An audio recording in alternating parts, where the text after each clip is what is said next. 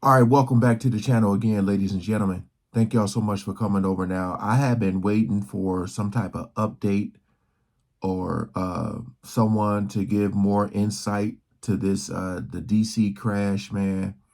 Have a former Black Hawk pilot analyzes the deadly DC crash. I just want to hear what he has to say.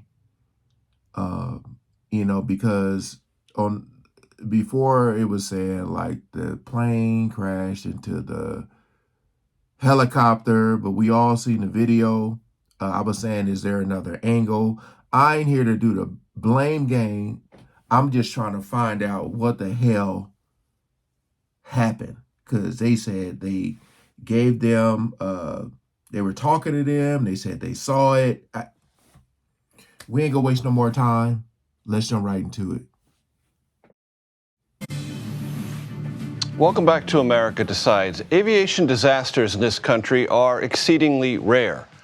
This one was unique. The collision midair of a commercial aircraft and a military helicopter, not very far from the Pentagon. That means the civilian authorities in our country, the National Transportation Safety Board, and the Pentagon will be collaborating in the investigation to find out how this occurred.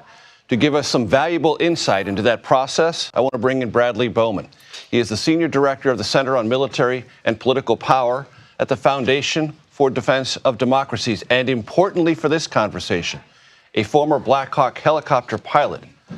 And that was the other of the two aircraft involved in this tragedy. Bradley, it's great to have you with us. Thank you. Thank you. You've flown a Black Hawk.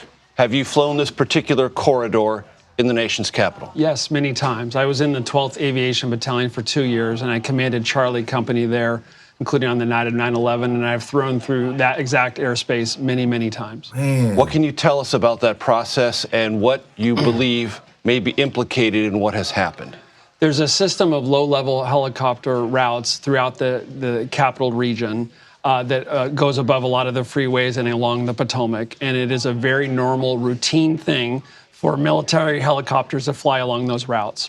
As you're flying past Reagan National Airport, you go down to around 200 feet to deconflict that helicopter passage with the aircraft flying in and out of Reagan.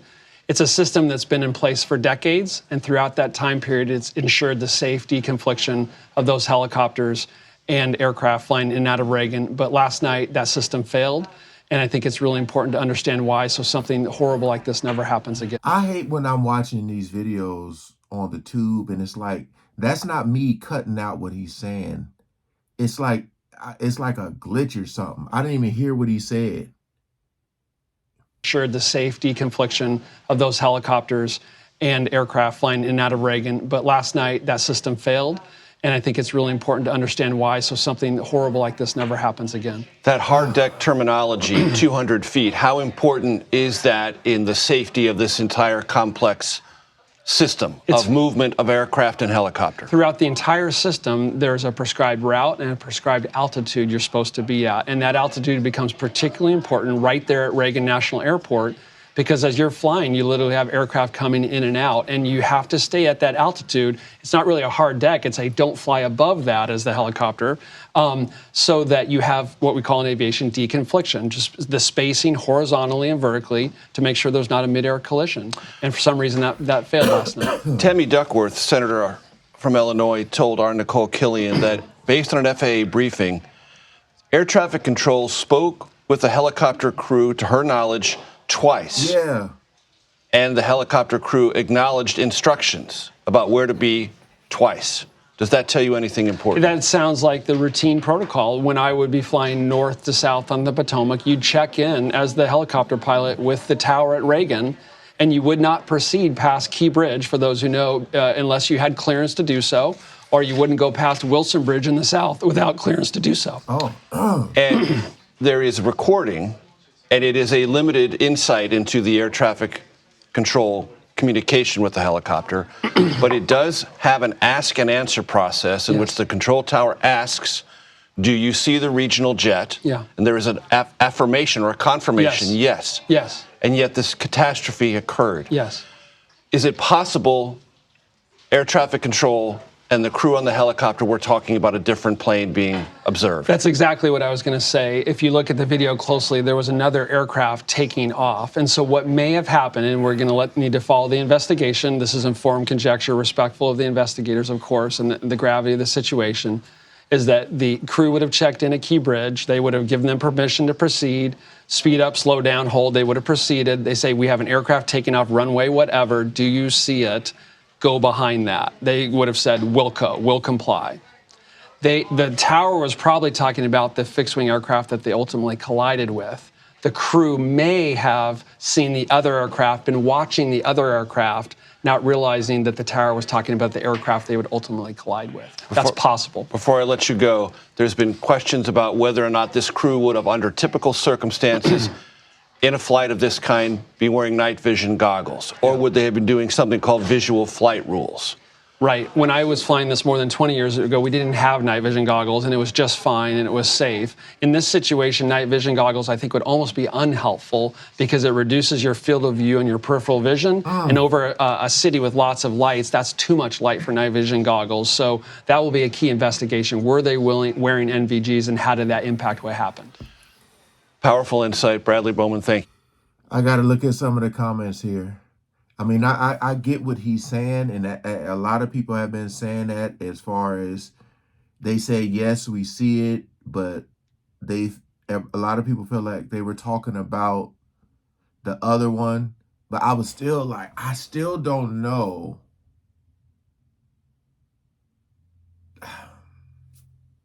It's hard for me to say because I'd never been on one of those helicopters before. I've been on a plane. And I'm wondering if, because from some of the illustrations in those like videos I seen where the helicopter hit the plane, I don't think the pilots, couldn't have seen the helicopter.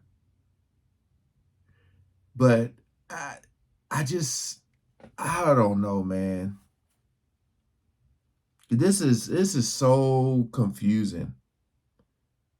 Because I'm like, okay, they could have been talking about that plane, but I just feel like they still should have saw, like, you should have seen that one, man.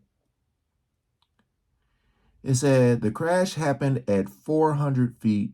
That means the helicopter pilot was 200 feet higher than he should have been flying along the corridor. So which plane he was looking at is a moot point. Saying he was at an altitude he shouldn't have been at.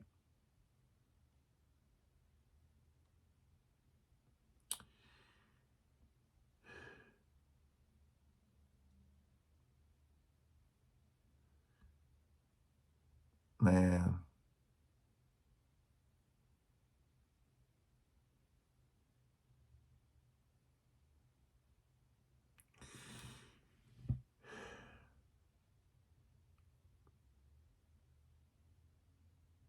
Mm-mm.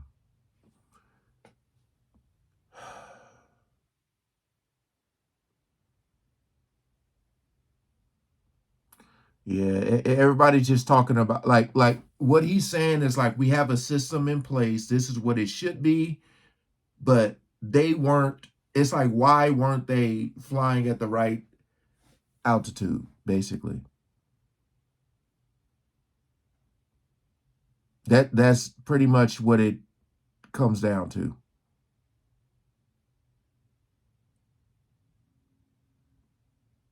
Again, it's like you don't want to do the blame game here. It's like you're just stating the obvious that everybody's saying is that.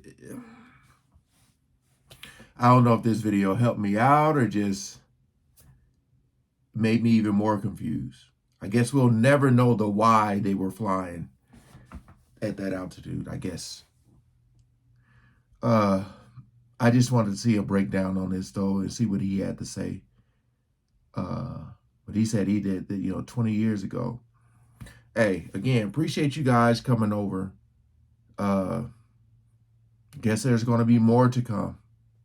Have to stay tuned, man. All right. Peace out.